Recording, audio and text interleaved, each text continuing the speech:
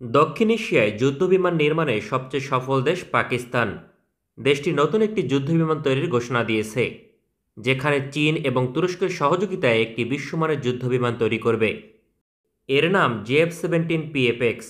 পাকিস্তান বিমান বাহিনীর জন্য এটি খুবই গুরুত্বপূর্ণ পদক্ষেপ, কারণ ভারতীয় বিমান বাহিনীর জন্য তৈরি করা হচ্ছে তেজাস MK2 যুদ্ধবিমান। পূর্বে তেজাসের MK1 এবং MK1A ফাইটারে বহুমুখী সমস্যা ছিল। তাছাড়া এটি ছিল লাইট অ্যাটাক যুদ্ধবিমান। ফলে পাকিস্তান বিমান বাহিনী একই ক্যাটাগরিতে JF-17 ব্লক 2 এবং ব্লক 3 দিয়ে তাকে মোকাবেলা করতে সমস্যা ছিল না। সমস্যা হচ্ছে ভারতীয় বিমান বাহিনীর তেজাস মার্ক 2 হবে পরিপূর্ণ নতুন একটি যুদ্ধবিমান, কারণ এটি হবে মিডিয়াম ক্যাটাগরির। তাছাড়া এর সকল সক্ষমতা যথেষ্ট উন্নত, কারণ এখানে থাকবে যুক্তরাষ্ট্রের ইঞ্জিন, ইসরায়েলের এয়ার টু এয়ার মিসাইল সহ বিভিন্ন দেশের সরঞ্জাম এবং মিসাইল। এক কথায় যুক্তরাষ্ট্রের F-16 ব্লক 70, সুইডেনের সাব গ্রিপেন NG এবং চীনের জেট-NC'র সমতুল্য হবে ভারতের তেজাস মার্ক 2। এটি 2028 সালে সার্ভিসে আসবে। পাকিস্তান বিমান বাহিনী ভবিষ্যতে তেজাস মার্ক 2 ফাইটারকে JF-17 দিয়ে মোকাবেলা করতে পারবে না।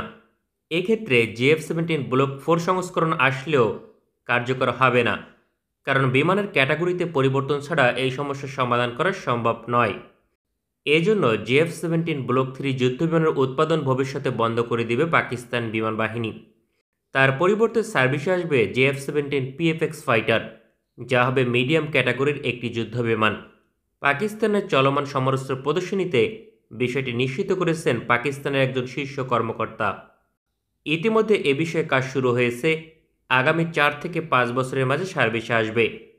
পাকিস্তানের আপকামিং এই যুদ্ধবিমানের ইঞ্জিন হিসেবে থাকবে রাশিয়ার AL-31FN অথবা চীনের WS-50 নেক্সট জেনারেশন ইঞ্জিন। এই ইঞ্জিনের সক্ষমতা ব্যাপক, যা একটি মিডিয়াম ক্যাটাগরির সিঙ্গেল ইঞ্জিন ফাইটারের জন্য যথেষ্ট। নতুন AES রাডার সিস্টেম ডেভেলপ করা হচ্ছে। এক্ষেত্রে চীন নাকি তুরস্কের সহযোগিতা নেবে তা প্রকাশ করেনি। ধারণা করা যায় রাডারের রেঞ্জ হবে সর্বোচ্চ 250 কিলোমিটার। আধুনিক ইলেকট্রনিক ওয়ারফেয়ার সিস্টেম ব্যবহার করবে, যা সবচেয়ে আধুনিক ফাইটারে ব্যবহার করে। পাকিস্তান বিমান বাহিনী সবচেয়ে বেশি সুবিধা পাবে এর আর্মামেন্ট নিয়ে, কারণ এয়ার টু এয়ার মিসাইল হিসেবে থাকবে চীনের PL-15 সহ আপকামিং সকল air two air missile.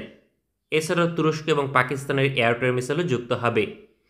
Antiship এবং গ্রাউন্ড স্ট্রাইক মিশনের জন্য লং রেঞ্জ স্টেলথ মিসাইল থাকবে। এক্ষেত্রে একাধিক নতুন মিসাইল উন্মোচন করেছে পাকিস্তান, যার রেঞ্জ 150 থেকে 600 কিলোমিটার পর্যন্ত। আর্মামেন্টের দিক থেকে ভারতের তেজাস মার্ক 2 থেকে পাকিস্তানের JF-17 PFX অনেকটা এগিয়ে থাকবে। পাকিস্তানের নতুন এই সিঙ্গেল ইঞ্জিন ফাইটার হবে 4.5 প্লাস জেনারেশন এবং রাডার ক্রস সেকশন হবে খুবই কম, কারণ এখানে ভারী মাত্রায় কম্পোজিট ম্যাটেরিয়ালস ব্যবহার করবে। পূর্বে পাকিস্তানের JF-17 ফাইটার প্রকল্পের 58% মালিকানা ছিল পাকিস্তানের, বিপরীতে 32% মালিকানা ছিল চীনের। নতুন প্রকল্পের প্রায় 90% মালিকানা থাকবে পাকিস্তানের এবং 10% থাকবে চীনের। বর্তমানে JF-17 ব্লক 3 ফাইটারে বেশিরভাগ চীনের সরঞ্জাম এবং সমরাস্ত্র ব্যবহার করে, তবে নতুন ফাইটার প্রকল্পের প্রায় সকল সরঞ্জাম এককভাবে অথবা যৌথভাবে তৈরি করবে পাকিস্তান। পাকিস্তান নতুন এই যুদ্ধবিমান শুধুমাত্র ভারতের তেজাস মার্ক 2 ফাইটারকে মোকাবেলার জন্য তৈরি করছে এমন নয়।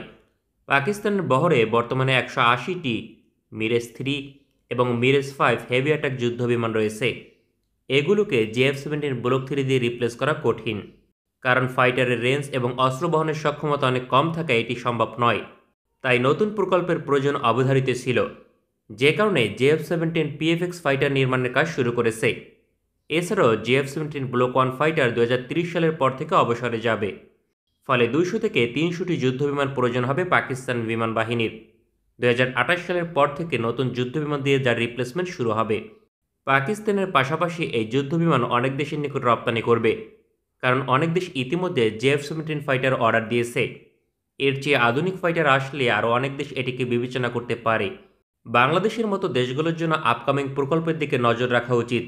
যদিও বাংলাদেশ বিমান বাহিনী এত দীর্ঘ সময় অপেক্ষা করতে পারবে না, তার পূর্বেই আধুনিক ফাইটার প্রয়োজন। পাকিস্তানের এই প্রকল্প নিয়ে আরও একটি প্রশ্ন দেখা দিয়েছে, যেখানে বলা হচ্ছে এটি পাকিস্তানের নেক্সট জেনারেশন ফাইটার হবে। বাস্তবতা হচ্ছে পাকিস্তান বিমান বাহিনীর এয়ার মার্শাল নিজেই জানিয়েছেন এটি কোনো নেক্সট জেনারেশন ফাইটার হবে না। পাকিস্তানের নিজস্ব পঞ্চম প্রজন্মের যুদ্ধবিমান তৈরির একটি প্রকল্প রয়েছে, বাস্তবে এ বিষয়ে এখনও কোনো পদক্ষেপ গ্রহণ করেনি, কারণ ভারতের আপকামিং স্টেলথ ফাইটার 2040 সালে সার্ভিসে আসবে। ফলে পাকিস্তান 2045 সাল পর্যন্ত সময় পাবে সেই প্রকল্পকে মোকাবেলা করতে, কেননা পাকিস্তান বিমান বাহিনী চীনের স্টেলথ ফাইটার ইতিমধ্যে অর্ডার দিয়েছে। তাহলে প্রশ্ন হচ্ছে, পঞ্চম প্রজন্মের যুদ্ধবিমান দিয়ে কোন ফাইটারকে রিপ্লেস করবে পাকিস্তান? দেশটির বিমান বাহিনীর পরিকল্পনা অনুযায়ী দেশটি তার স্কোয়াড্রন সংখ্যা বৃদ্ধি করবে। তাছাড়া নিজস্ব পঞ্চম প্রজন্মের যুদ্ধবিমান দিয়ে ভবিষ্যতে F-16 এবং JF-17 ব্লক 2 এবং 3 ফাইটারকে রিপ্লেস করবে। এক্ষেত্রে রিপ্লেস করতে 250+ যুদ্ধবিমান প্রয়োজন হবে। আমাদের ভিডিওটি পছন্দ হলে আমাদের সমর্থন করতে সঙ্গে থাকুন। ভালো থাকবেন সবাই, দেখা হবে পরবর্তী কোনো ভিডিওতে।